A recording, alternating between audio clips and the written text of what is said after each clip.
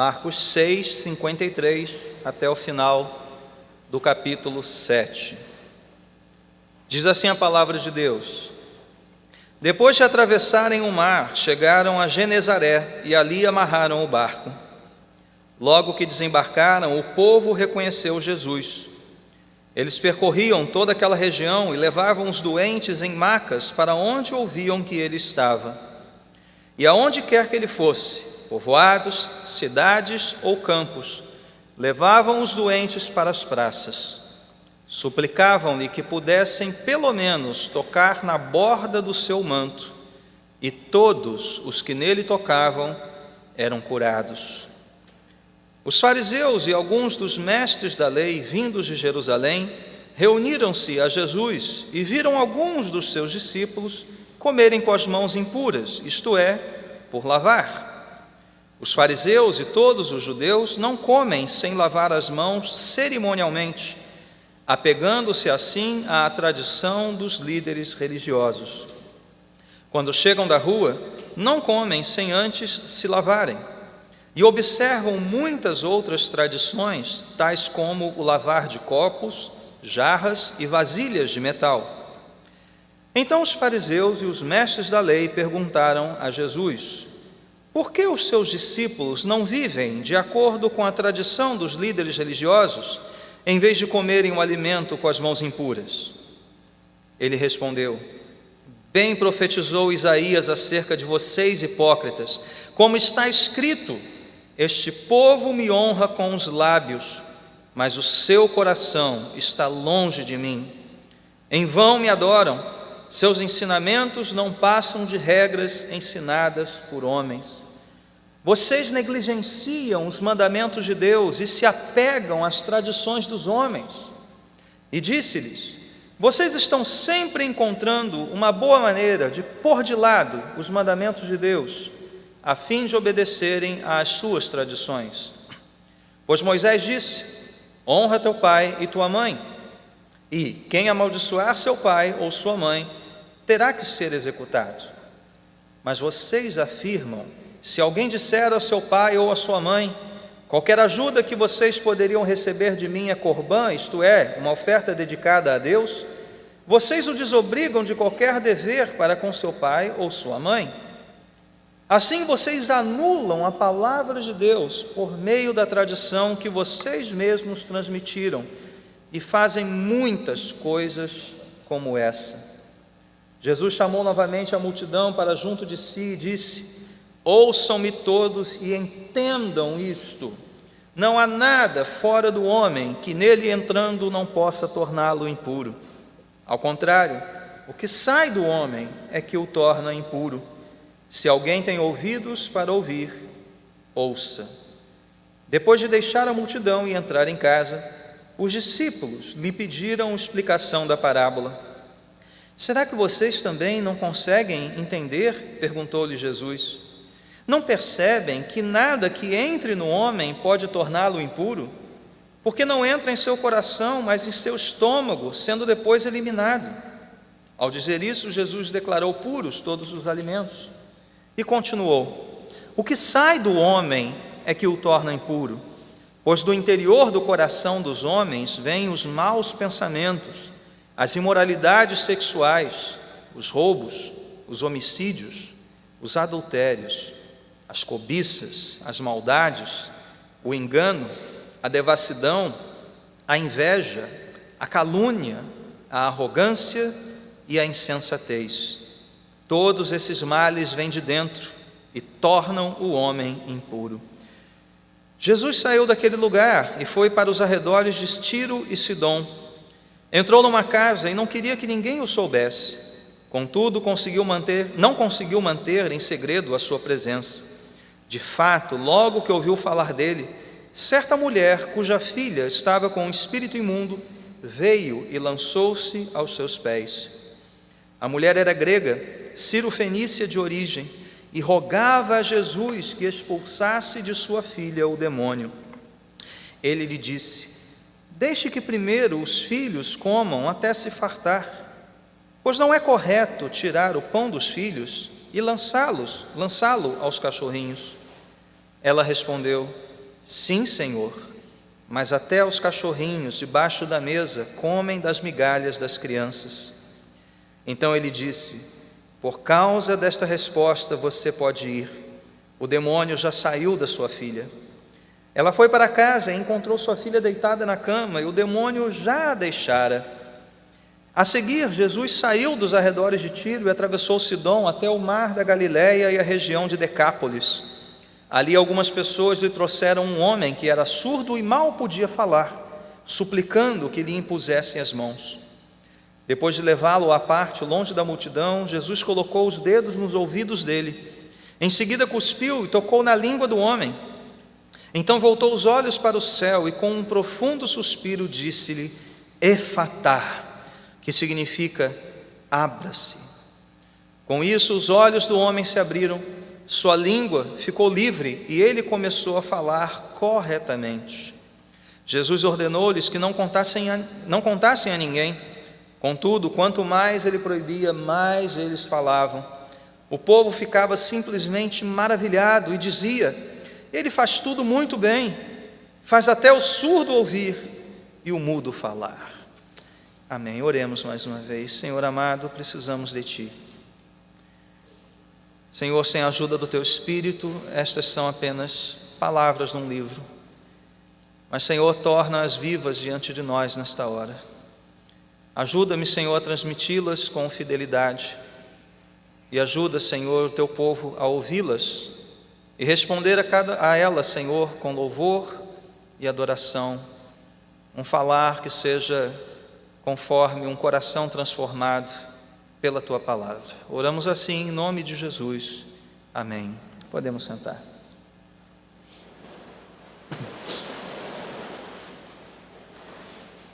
Recentemente, durante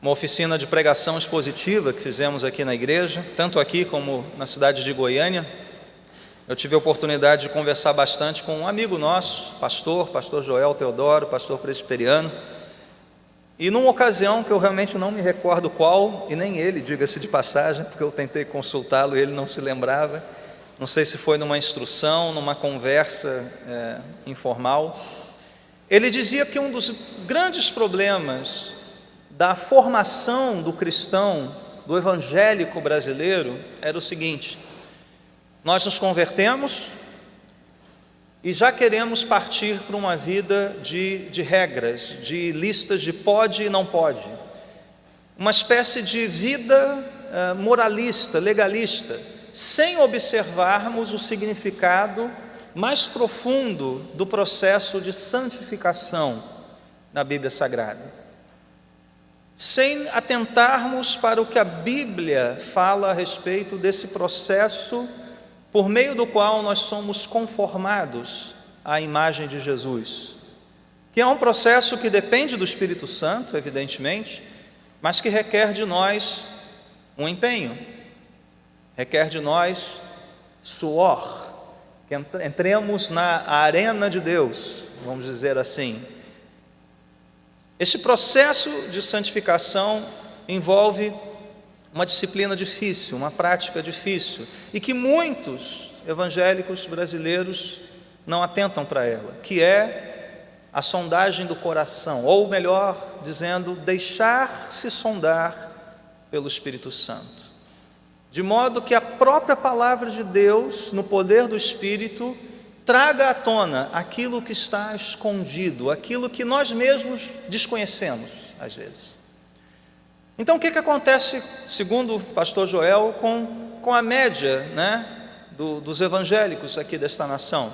Eles, por exemplo, ficam muito escandalizados e perplexos se veem alguém tomando uma taça de vinho ouvindo Djavan, vamos dizer, Mas não ficam tão perplexos assim com o orgulho, com a inveja, com o egoísmo, ou até mesmo toleram certas corrupções socialmente aceitas, como, por exemplo, baixar um PDF de um livro na internet, sendo que o livro está à venda. Não vem muito problema com isso, que é uma afronta direta ao mandamento: não furtarás, você está furtando. Mas acham um enorme problema você, ter barba, mulheres usarem calça.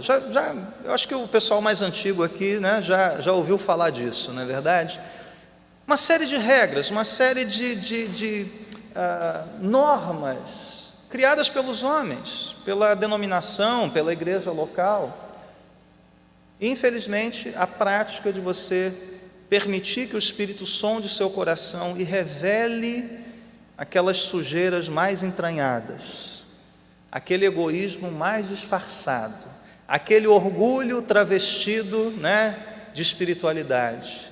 Isso poucos de nós aprendemos a fazer, sendo que é este o processo de santificação que a Bíblia nos mostra.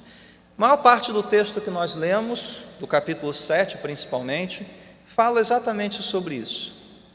Nós vemos aqui um grupo de religiosos pensando em purificação, em cerimônias, em rituais, em hábitos externos, em tradições, e Jesus nos chamando para atentarmos para o nosso coração. Mas antes de chegarmos lá, nós temos aqui uma porção pequena anterior e duas histórias seguintes a esta maior narrativa do capítulo 7. Então nós vamos ler o texto da seguinte maneira.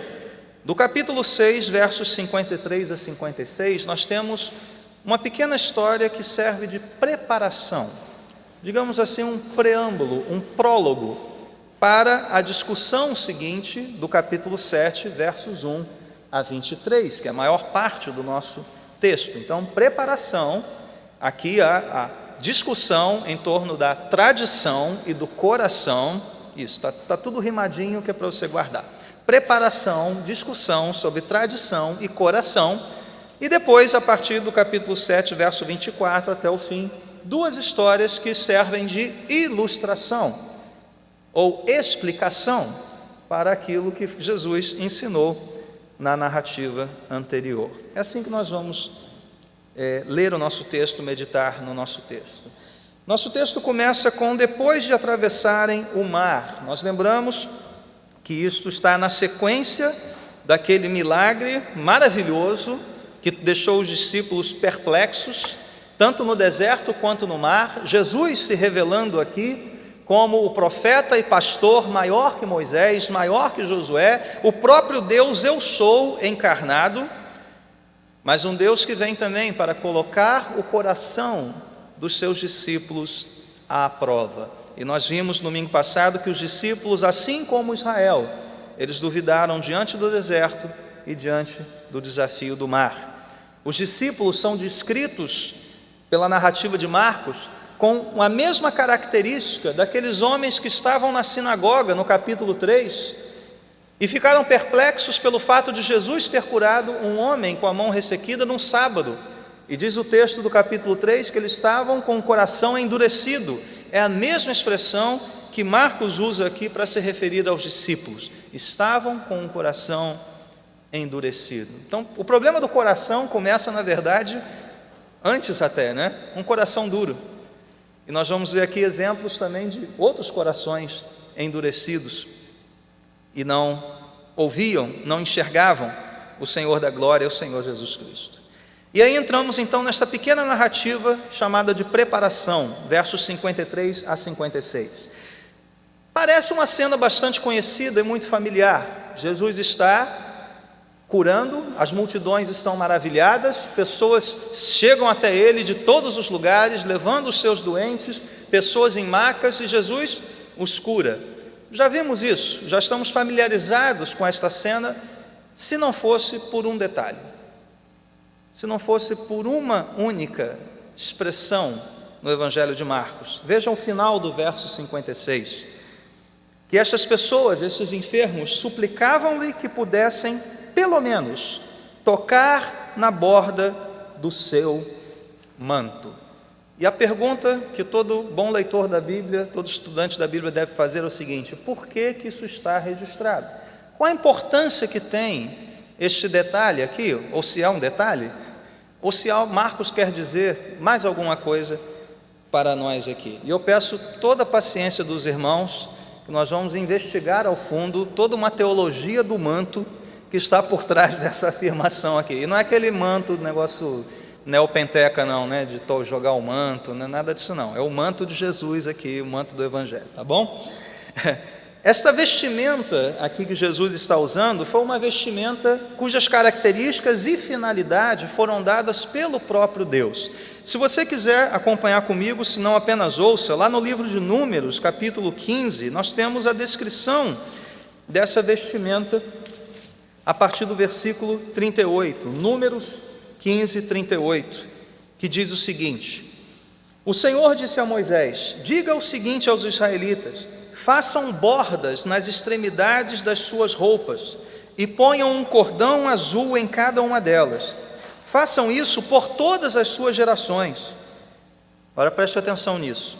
Quando virem essas bordas, vocês se lembrarão de todos os mandamentos do Senhor, para que lhe obedeçam e não se prostituam, nem sigam as inclinações do seu coração e dos seus olhos. Assim vocês se lembrarão de obedecer a todos os meus mandamentos, e para o seu Deus vocês serão um povo consagrado. Eu sou o Senhor, o seu Deus, que os trouxe do Egito para ser o Deus de vocês. Eu sou o Senhor, o seu Deus.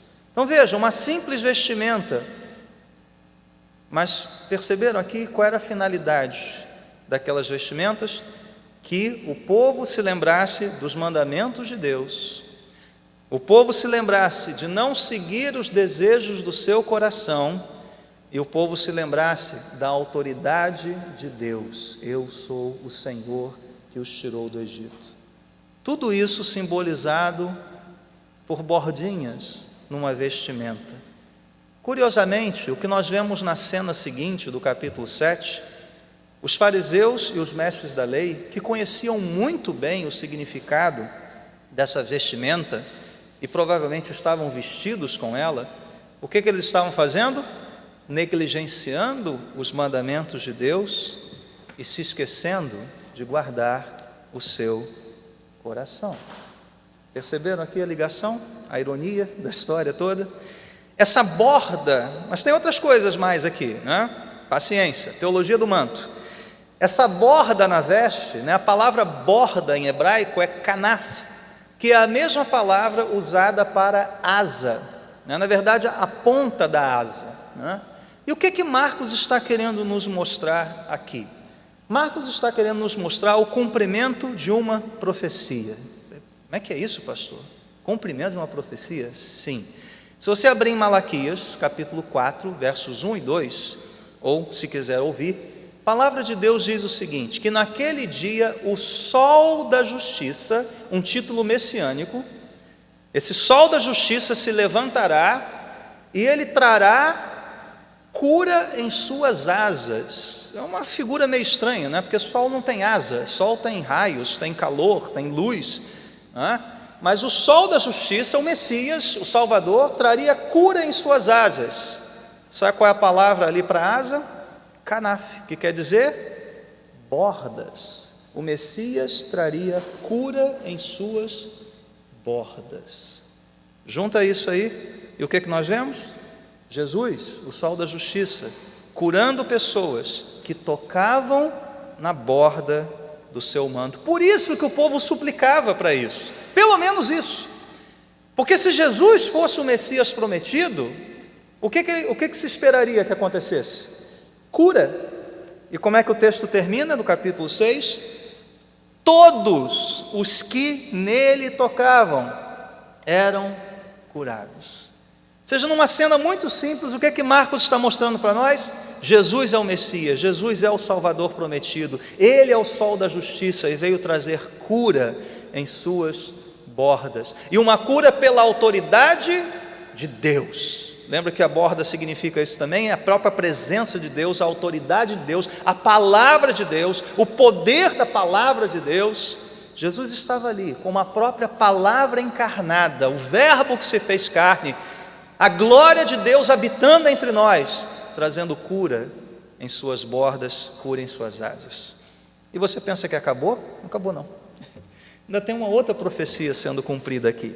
Lá em Zacarias, capítulo 8, verso 23, ouça: naqueles dias 10 homens de todas as línguas e nações, ou seja, até mesmo gentios, não judeus, agarrarão firmemente a barra das vestes de um judeu, as bordas, e dirão: nós vamos com você, porque ouvimos dizer que Deus está com o seu povo.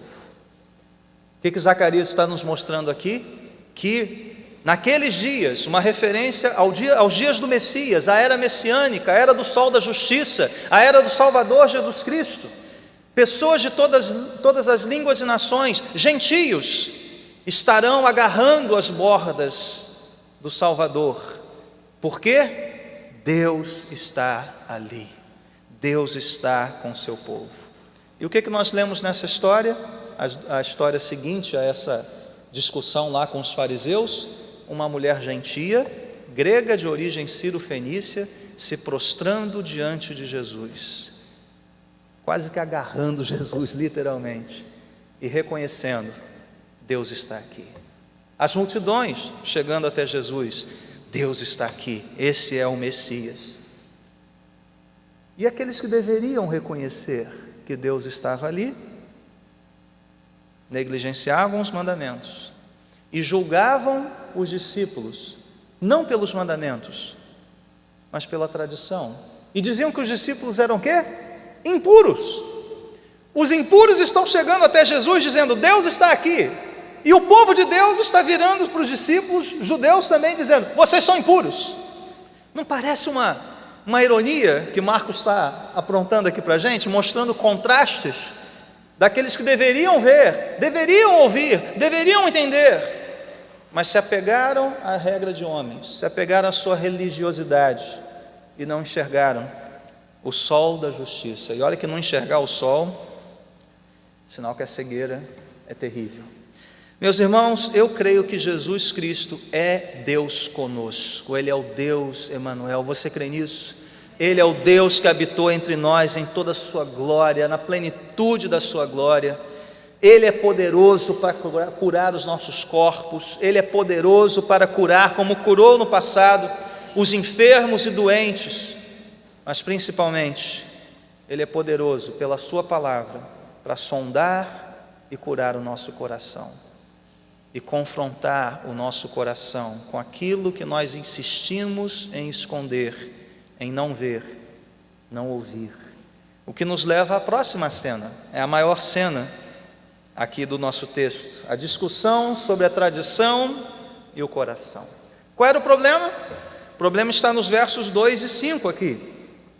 Aqueles fariseus e mestres da lei viram que os discípulos comiam com as mãos impuras, isto é, por lavar. E veja, isso não é só uma questão de higiene. No verso 3, Marcos faz questão de explicar que não é só a higienização das mãos, mas é toda uma lavagem cerimonial, ou seja, é um ritual que envolve água, se lavar. Diz que quando eles chegavam da rua, eles não comiam sem se lavarem os talheres, fazer uma lavagem geral. E eles não têm transtorno obsessivo compulsivo não, tá? De ficar lavando tudo, né? Tirar poeirinha de tudo, né? Reconhece?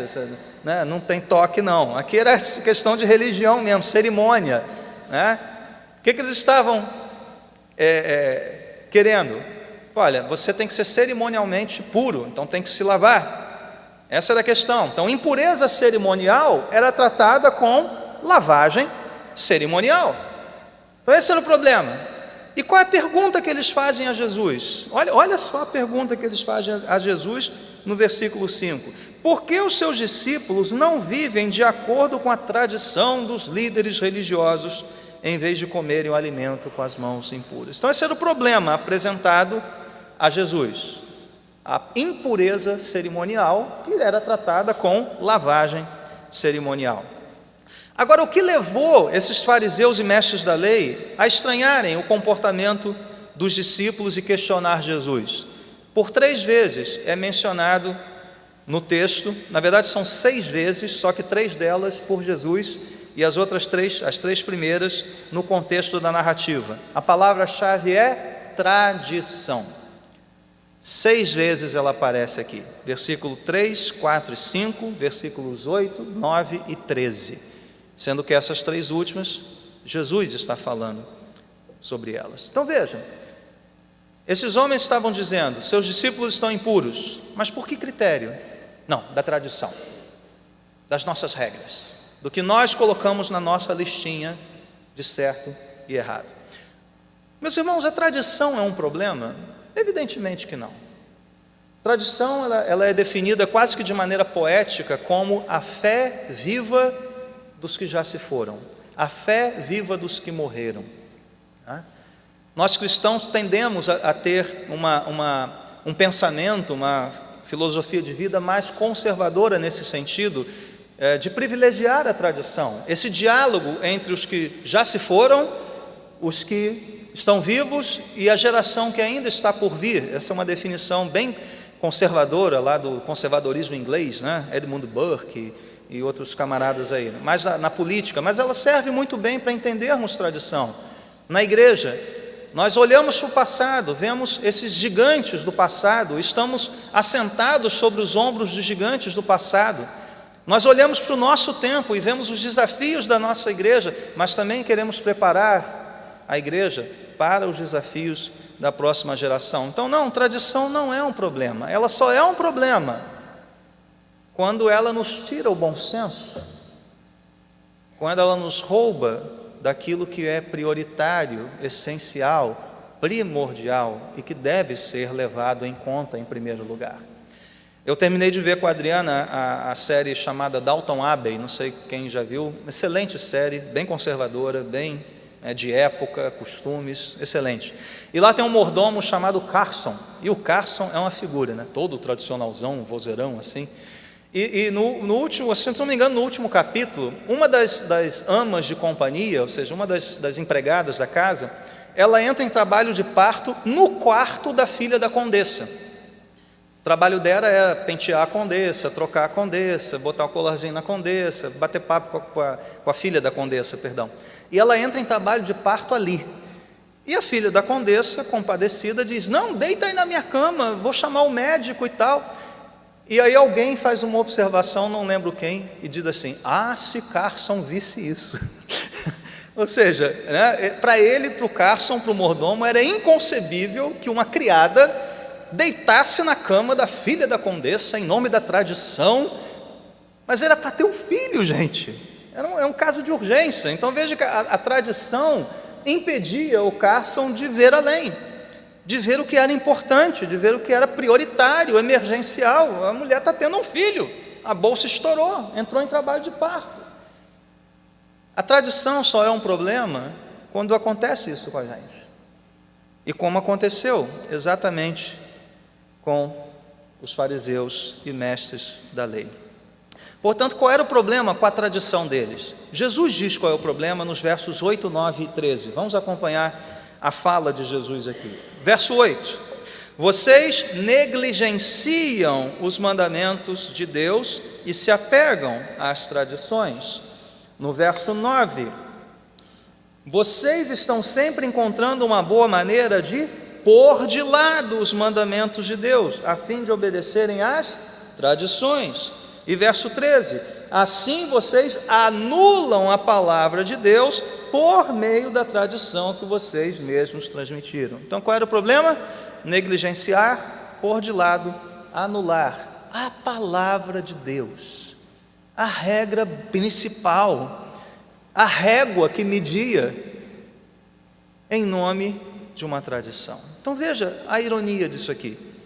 Aqueles homens que se vestiam impecavelmente com seus mantos, cujos mantos tinham as suas bordas, que nos lembravam dos mandamentos de Deus e que deveriam guardar com isso o seu coração. O que eles estavam fazendo?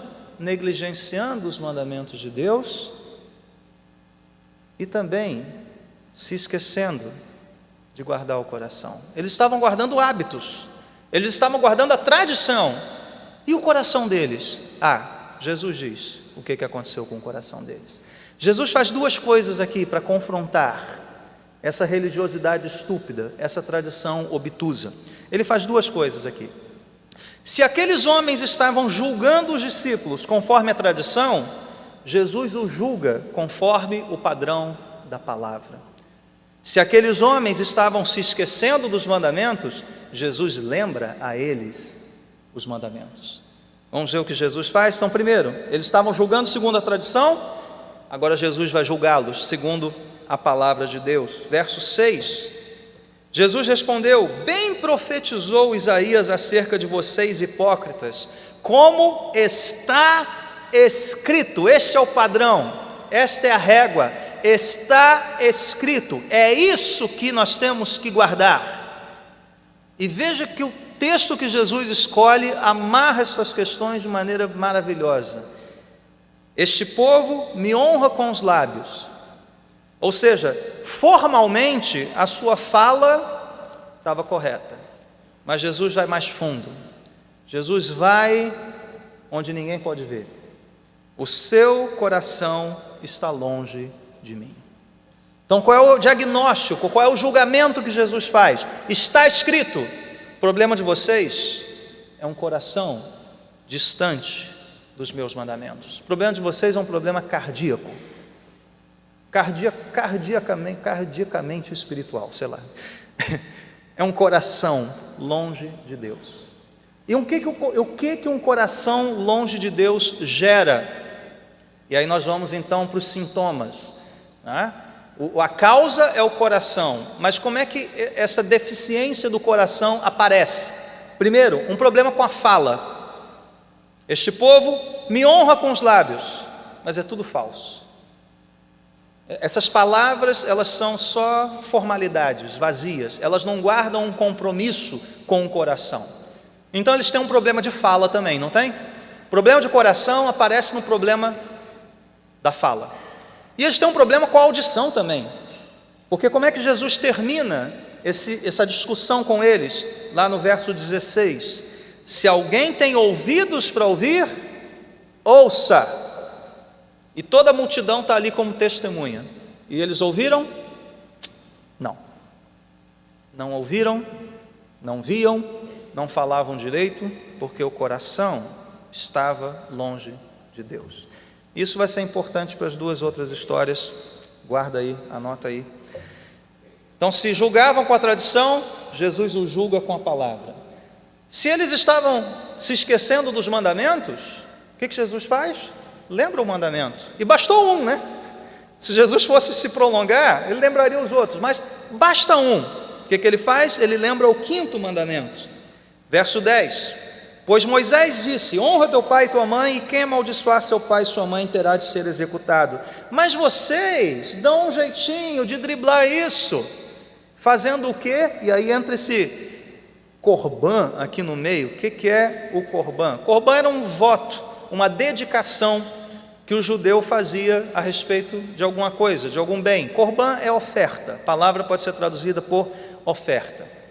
Então, quando ele dizia, vamos trazer isso para os tempos modernos: olha, a minha aplicação em renda fixa é corbã, eu um dia vou doar isso ao Senhor, mas está lá rendendo, né? Aí chega o pai e a mãe: pô, meu filho, a situação está complicada aqui, né? Seu pai e sua mãe estão passando necessidade, a gente está precisando aí de uma ajuda, quem sabe, né? Você tem aquela aplicação lá, não dá para tirar um pouquinho? E pai, mãe, deu ruim, porque agora ela é corbã, ela é do Senhor, está dedicada ao Senhor, eu sou muito espiritual, então dedico toda a minha vida ao Senhor, tudo é do Senhor, tá bom? E manda o pai e a mãe, despede o pai e a mãe, sem honrá-los, sem ajudá-los. Então veja a manobra que eles faziam. Ao invés de atentar para o mandamento, atentavam para a tradição. É corbã, então, não, é do Senhor. E muitas vezes eles não cumpriam esse voto, né? Isso aqui é o pior. O que Jesus faz? Lembra a hipocrisia, lembra o que está lá no fundo do coração. A motivação de vocês é egoísta, ela só tem um vernizinho de espiritualidade. Como eu sou espiritual, dedicando a corbã ao Senhor. Nada, vocês são egoístas, vocês não têm compaixão no coração de vocês, é isso. E vocês deveriam sofrer a penalidade do mandamento. Quem não honrar seu pai e sua mãe tinha que ser executado. Jesus ainda dá essa cajadada neles aqui. Meus irmãos, mais uma vez, Jesus sonda o coração daqueles homens por meio da palavra de Deus e mostra o que está no coração. E aqui nós temos, o pessoal que fez o curso da escola bíblica comigo, viu esse texto, lembra? Nós não podemos falar nem mais e nem menos do que a regra, o padrão da palavra de Deus. Aqueles fariseus e mestres da lei, eles acrescentavam coisas à palavra de Deus, suas tradições, se julgavam tão expertos na palavra de Deus, que acharam que podia melhorar a palavra de Deus. Vamos acrescentar algumas tradições aqui, e com isso, negligenciavam, punham de lado, faziam menos da palavra de Deus. Meus irmãos, a regra é a palavra, e se nós não ficarmos com a palavra, nós vamos cair em regras humanas, tradições, religiosidade, que só vão adiantar o caminho para o inferno de muita gente. Isso não tem poder nenhum sobre a santificação, isso não tem poder nenhum na vida da igreja. Aqui a regra é a palavra de Deus. Se alguém falar qualquer coisa fora da palavra de Deus, ele será julgado pela palavra de Deus. Nos nossos aconselhamentos, nas nossas conversas, na nossa pregação, no nosso ensino, a regra é a palavra de Deus. E tudo que fizermos aqui como igreja, você no seu lar, você na sua vida, você no seu trabalho, a regra é a palavra de Deus. Jesus então conclui essa história a partir do verso 14, ele chama as multidões quase que como uma testemunha, dizendo: olha, vocês estão ouvindo. E ele volta ao problema da pureza e da impureza. Lembram disso? Os discípulos eram impuros cerimonialmente, então uma lavagem cerimonial resolvia. Mas Jesus vai mais fundo. A impureza é do coração, e essa só Deus resolve. Não é uma aguinha, não é palavras mágicas, não é um ritual, só Deus resolve. A acusação era que o não lavar as mãos tornava os discípulos impuros. Jesus corrige isso e diz, segundo a palavra de Deus, o problema não é o que entra, o problema é o que sai. E sai de onde? Sai lá do coração. O que sua boca fala, o que você faz com os seus gestos, é uma fiel expressão do que está no seu coração. Por isso que Jesus termina com esta advertência: quem tem ouvidos, ouça, entenda, corrija-se, arrependa-se e passe a andar no padrão da palavra de Deus. Nós não sabemos se a multidão ouviu e entendeu, mas certamente os mestres da lei e os fariseus não ouviram e não entenderam, apesar das bordas dos seus mantos testemunharem contra eles, apontando para os mandamentos de Deus. Mas, para nossa surpresa, ou talvez nessa altura do campeonato não seja tão surpresa assim, para você e para mim, houve um outro grupo que não entendeu. Quem são? Os discípulos. Olha eles aqui de novo, né? Estava faltando eles, não é verdade? Estava faltando os discípulos. Olha, e Marcos é mestre em mostrar a incapacidade dos discípulos de compreender. Quando você pensa que o negócio está indo, não, ainda não foi. Tanto que Jesus parece estar um pouquinho bravo aqui com eles, não é verdade? Mas vem cá, nem vocês estão comigo, já vamos entrar no 3º ano de ministério, 3º ano de curso. Vocês estão repetindo o 1º ano já pela 3ª vez, né? Conhece aquela história, né, do crente na igreja, né? Pastor, eu tenho 15 anos de igreja. Eu falei, não, meu irmão, você repetiu o 1º ano 15 vezes, é diferente, né? Você não está em 15 anos de sabedoria, de santificação, não, você repetiu o 1º ano 15 vezes, você não saiu do lugar. E parece que a mesma coisa está acontecendo aqui com os discípulos. E Jesus mostra para eles: tá bom, filhinhos, vamos falar claramente aqui. O problema não é cerimônia, lavagem, água, o que quer que seja. O problema é que nós temos um coração cheio de impureza, um coração fétido, um coração podre, porque isso é herança do nosso pecado, e é de lá que vem toda a porcaria do mundo. Lembra aquela brincadeira de criança? Quem falava é comer todas as porcarias do mundo? Todas as porcarias do mundo vêm do coração. Ali está o centro do nosso lixão espiritual, e Jesus não poupa palavras aqui para minimamente, né? Aqui a lista é só um exemplo, não é nenhuma lista exaustiva, vem maus pensamentos, imoralidade sexual, roubos, homicídios, adultérios, cobiças, maldades, engano, devassidão, inveja, calúnia, arrogância, insensatez. Eu acho que cobriu aqui todo mundo, né? O problema era o coração. E meus irmãos, purificar as mãos é algo relativamente fácil, e basta uma regra para isso. Mas Deus quer corações puros diante dele. Dá-me um coração disposto a obedecer. Purifica-me e serei purificado. Isso só Deus pode fazer. Só Deus pode fazer, conforme nós lemos no Salmo 51. Algumas coisas para nós pensarmos até aqui. O que diferenciava aqueles discípulos dos fariseus então? Já parou para pensar isso? Até esse momento do Evangelho de Marcos, o que nós vemos aqui? É a fé dos discípulos? Não. Eles duvidam, eles não enxergam. É a compreensão que eles têm dos sinais e das parábolas? Também não, eles não entendem nada. Eles não entenderam nem o significado da multiplicação dos pães. Eles estão ali no meio do mar, já tendo vivido uma experiência no meio do mar com Jesus, e estão com medo, estão apavorados, ficam perplexos. Jesus fala para as multidões: quem tem ouvidos ouça. E Jesus, a gente não ouviu, a gente esqueceu de anotar, a gente não entendeu nada que o Senhor falou, pode repetir? Não era isso também. Sabe o que diferenciava os discípulos dos fariseus? Era a misericórdia de Deus sobre eles, era a pura graça de Deus sobre eles. E como é que pode, a essa altura do campeonato, não ouvir, não enxergar? É verdade, sabe por quê? Nós, eu e você, somos iguaizinhos aos discípulos, iguaizinhos.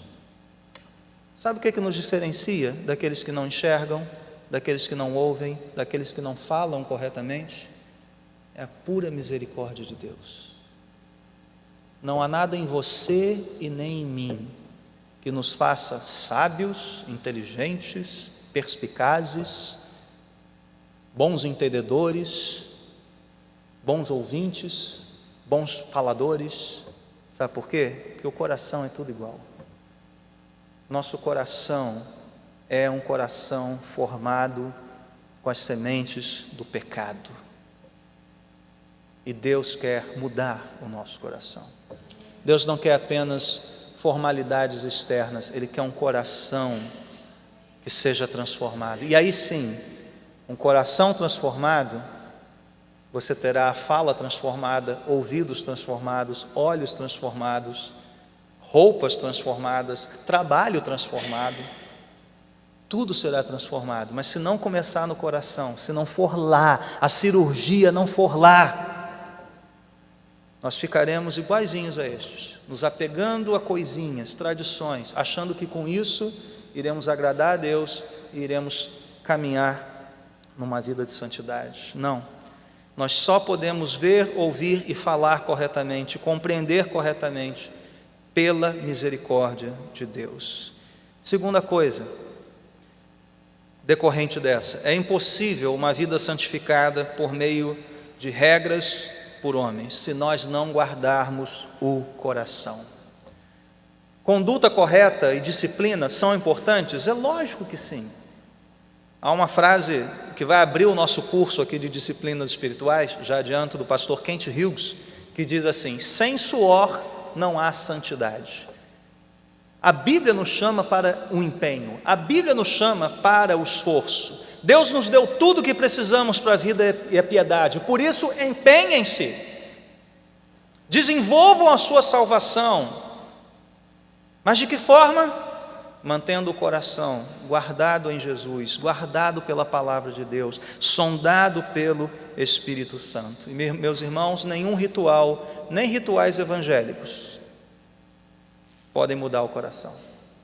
Primeiro Deus muda o coração e depois Ele muda o comportamento. Ele vai mudar os nossos hábitos, vai mudar a nossa fala, vai mudar o nosso jeito de agir, nosso jeito de se vestir, nosso jeito de dirigir, nosso jeito de, sei lá, tudo. Mas tudo é mudado a partir do coração. Caminhando para as duas histórias finais, nós vimos então a preparação, nós vimos a tradição e o coração, agora nós vamos ver a ilustração. Duas histórias que ilustram, que amarram todas essas mensagens, todas essas lições vistas até aqui.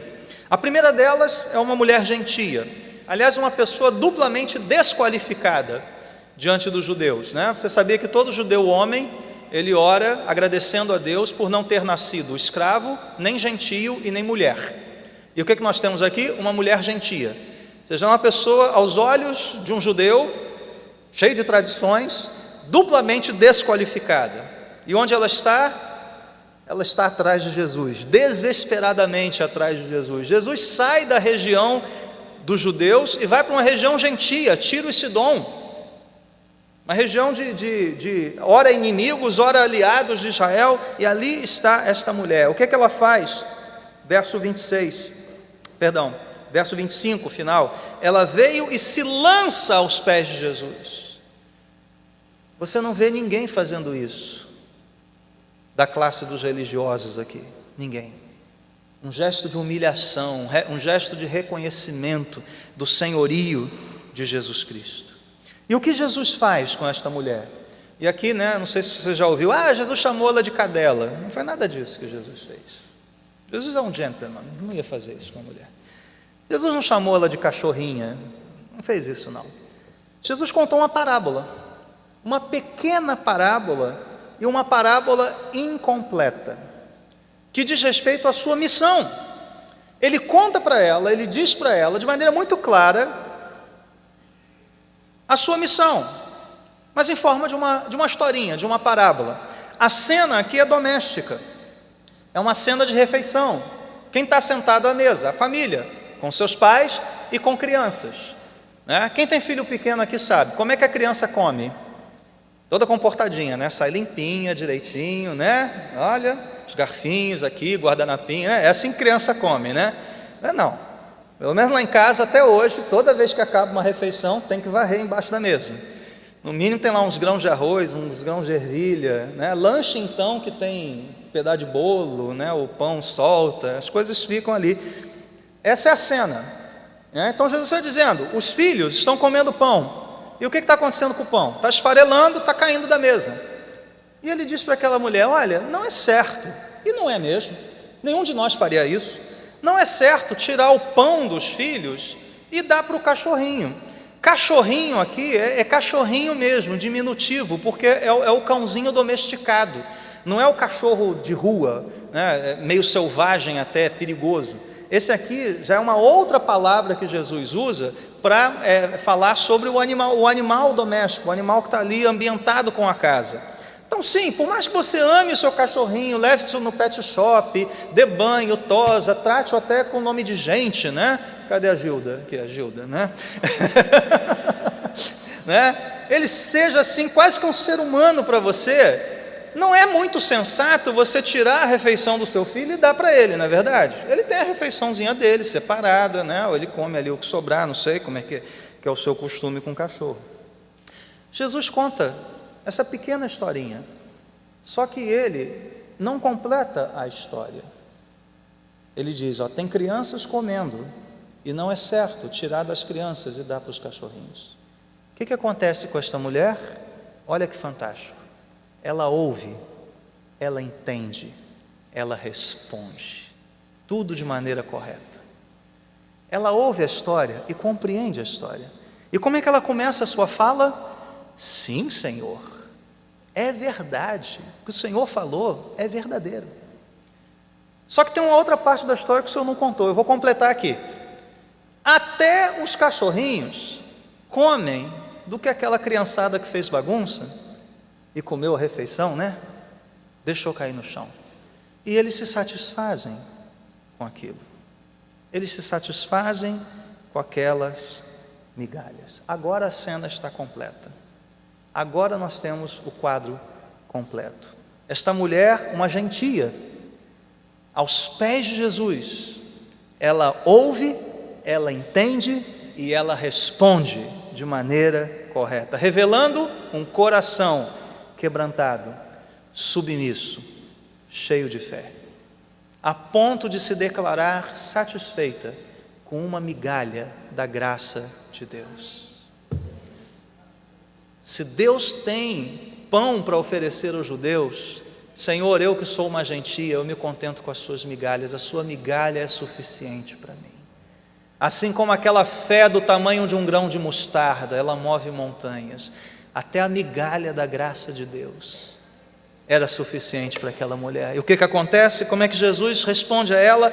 Mulher, por causa desta resposta, isso é importante, por causa da sua fala, a sua fala guarda uma conexão com o seu coração.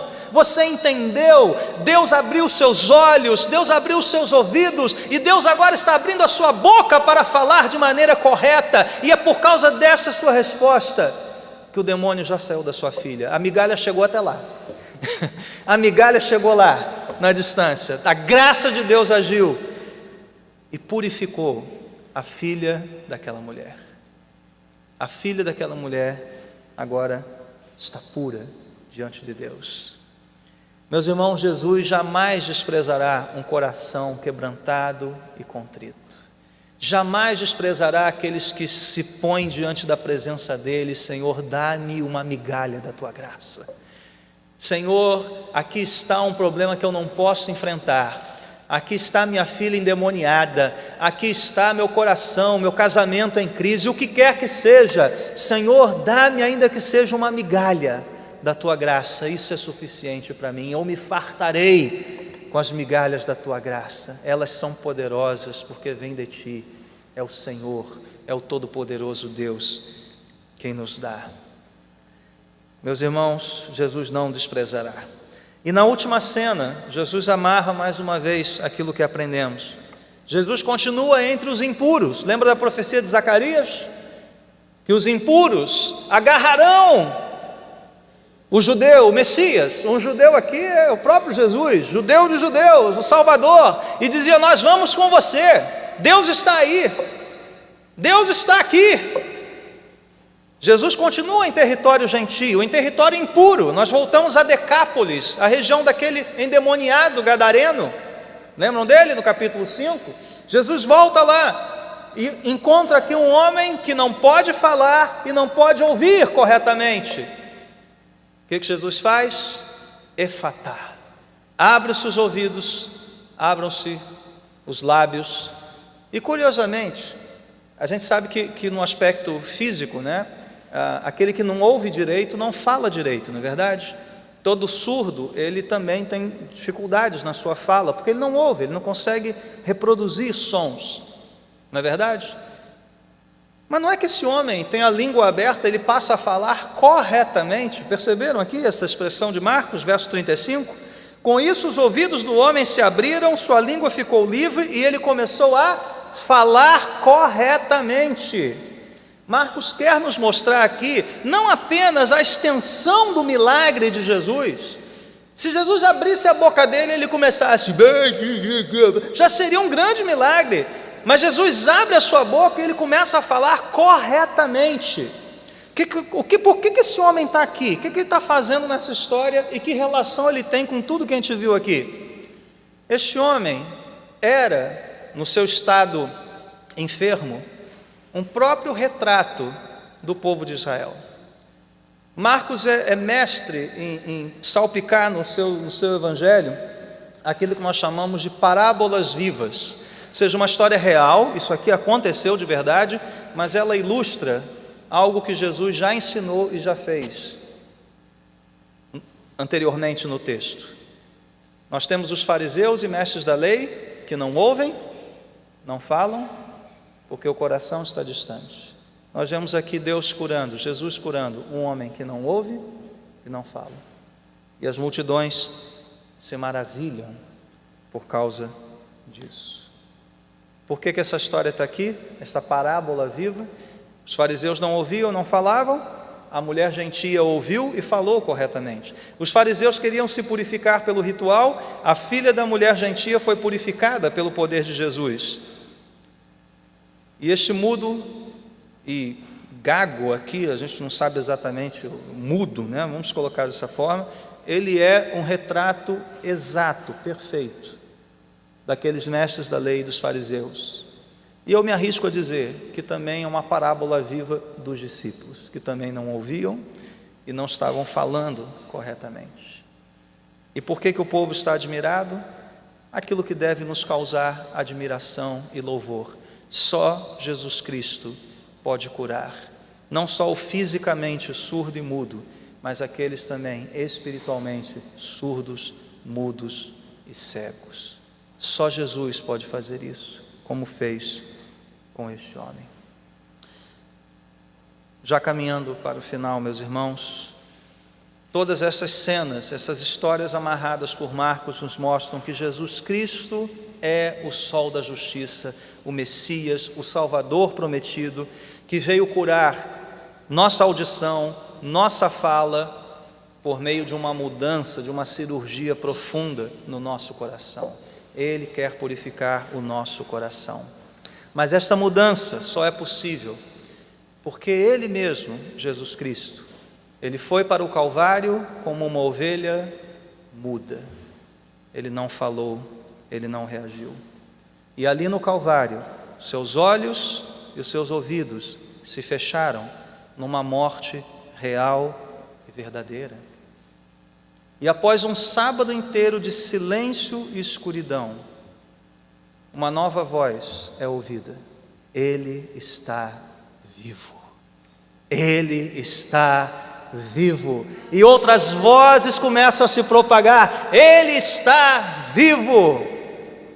E os discípulos vêm, e os discípulos comprovam: aquele que abriu os olhos dos cegos, aquele que fez o surdo ouvir, o mudo falar, e se fez cego, surdo e mudo na cruz e no túmulo vazio, agora Ele está vivo diante dos olhos.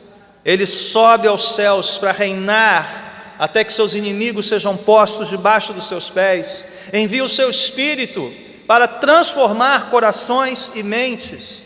Poderoso Espírito Santo, Deus, como Jesus é Deus, como o Pai é Deus, para guardar os nossos corações e mentes até aquele dia em que Jesus voltar, e naquele dia todo olho verá, todo ouvido ouvirá, toda boca confessará o Senhor da glória. O Senhor da glória será confessado, o Senhor da glória será visto, o Senhor da glória será ouvido. E meus irmãos, é isso que Cristo quer fazer comigo e com você: nos purificar e nos preparar para este dia. Você está preparado? Como está seu coração hoje? Como está você que é crente, cristão, já convertido? Como você tem caminhado em santidade diante do Senhor? Você tem deixado a palavra sondar o seu coração? E você que nunca tinha ouvido o Evangelho da graça de Deus, não só de um Jesus que cura os enfermos, mas de um Jesus que transforma corações, hoje Ele te chama: venha para perto dEle, agarre-se a Ele, porque Deus está aqui.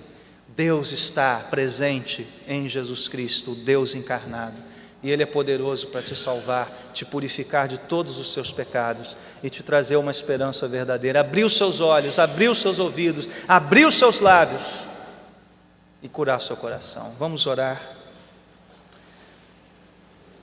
Senhor amado, damos-te graças pela Tua palavra. Que hoje, Senhor, ela seja guardada em nossos corações. Que ela nos santifique, que ela nos purifique, que ela nos salve. Que possamos, por meio dela, enxergar o Rei da Glória, ouvir claramente a voz do nosso Deus e responder com louvor, com adoração, com confissão.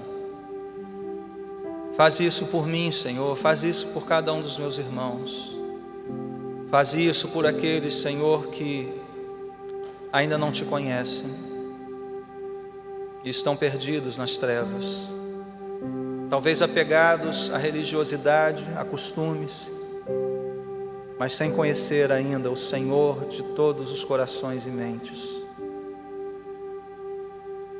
Pai querido, que a Tua palavra cumpra hoje todo bom propósito para o qual ela foi designada. Eu peço isso confiante no poder do Teu Espírito, em nome de Jesus Cristo. Amém e amém.